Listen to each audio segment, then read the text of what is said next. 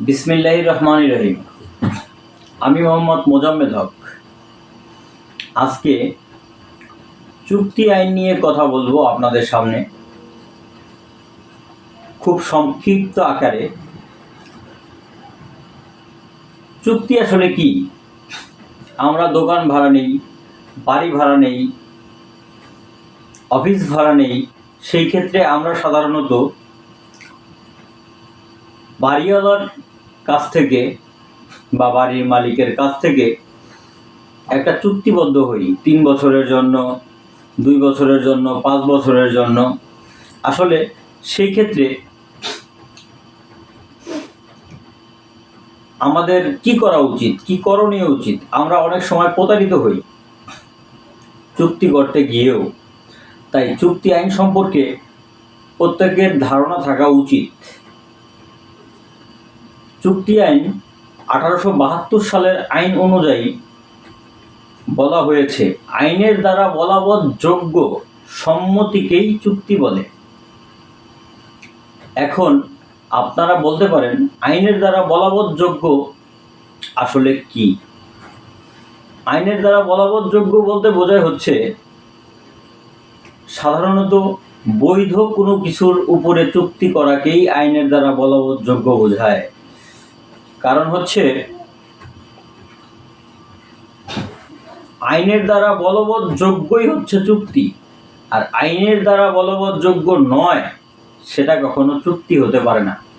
তাই আমাদের এই বিষয়গুলি খেয়াল রাখতে হবে।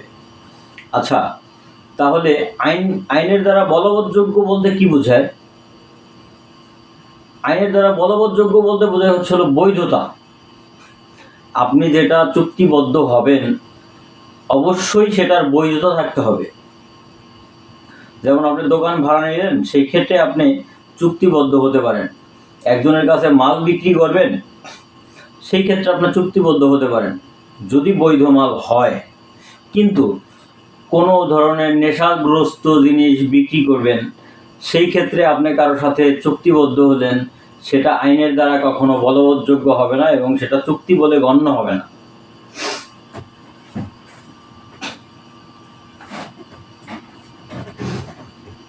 তাই বলা হয়েছে যে আইনের দ্বারা বলবৎযোগ্যই চুক্তি, এবং আইনের দ্বারা যেটি বলবৎযোগ্য নয় সেটি কখনোই চুক্তি হয় না বা সেটি চুক্তি নয়। আইনের দ্বারা বলবৎযোগ্য হতে হলে যে সমস্ত যোগ্যতা থাকতে হয় সেটা হচ্ছে, প্রথম পক্ষ এবং দ্বিতীয় পক্ষ, ধরেন বাড়িওয়ালা এবং ভাড়াটিয়া। তো বাড়িওয়ালা প্রথম পক্ষ, ভাড়াটিয়া দ্বিতীয় পক্ষ। বাড়িওয়ালা এবং ভাড়াটিয়া উভয়েরই প্রাপ্তবয়স্ক হতে হবে, তাহলেই তারা চুক্তিবদ্ধ হতে পারবে।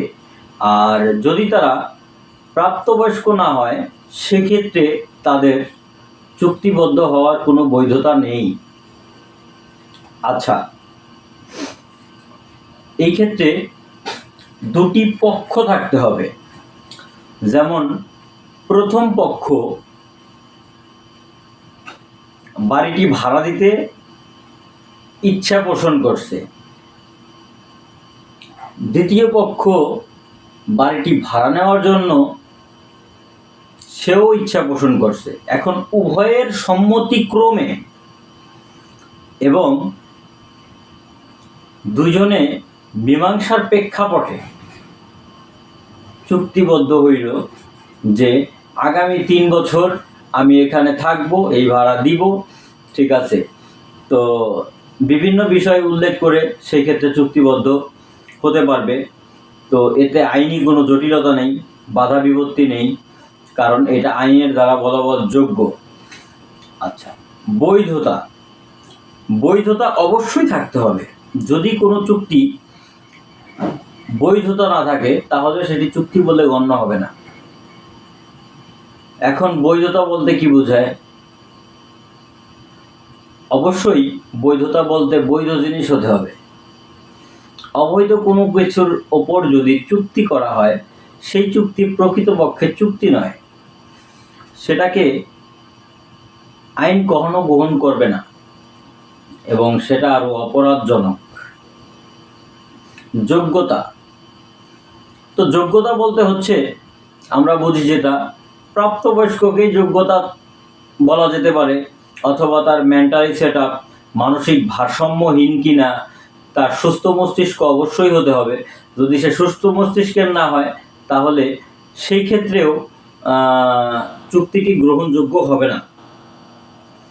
কারণ একজন সুস্থ মস্তিষ্কের মানুষই পারে স্বজ্ঞানের সুস্থ মস্তিষ্কে চিন্তা করে তারপরে চুক্তিবদ্ধ হতে।